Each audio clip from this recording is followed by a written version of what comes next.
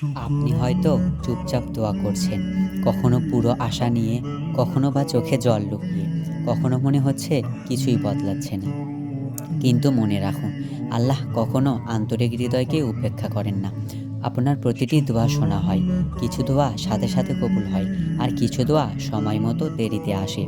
কারণ সময়টা হয়তো তখনও পুরোপুরি উপযুক্ত নয়। আর কিছু দোয়া আল্লাহর নিকট সংরক্ষিত থাকে, আপনার চাওয়ার চেয়েও অনেক ভালোভাবে। যেটা আপনার কাছে নীরবতা মনে হচ্ছে, সেটাই আসলে আল্লাহর অদৃশ্য কৌশল। তিনি পর্দার আড়ালে সব কিছু সাজাচ্ছেন, যা আপনি এখনো দেখতে পাচ্ছেন না। তাই দোয়া করতে থাকুন, ভরসা রাখুন, যা আপনার জন্য লেখা আছে তা শত বাধা পেরিয়ে আপনার কাছেই পৌঁছবে।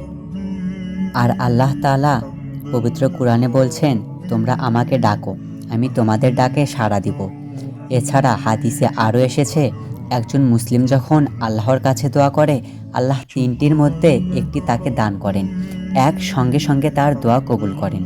অথবা দুই, আখিরাতের জন্য জমা রাখেন। অথবা তিন, সমপরিমাণ বিপদ তার থেকে দূরে সরিয়ে দেন। তাই আমাদের উচিত সব সময় আল্লাহর প্রতি আস্থা রাখা, কেননা আল্লাহ নিশ্চয়ই ধৈর্যশীলদের সাথে আছেন।